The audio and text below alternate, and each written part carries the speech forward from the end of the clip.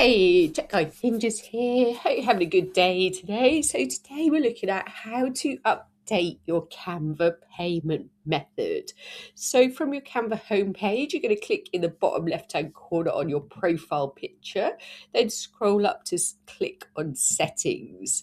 From there, in the left-hand pane, scroll down to where it says payments and plans and then billing.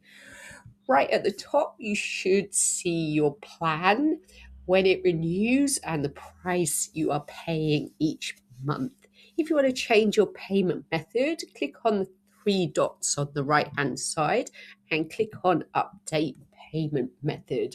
From there, you have a couple of options. You can click to use PayPal, or you can add a new credit or debit card. Be aware that you will be asked to add a new card or something like that. So make sure you have those details ready. And when you're happy, just click on save. And that's it. So I hope that was helpful. Please like the video and subscribe. I will see you soon.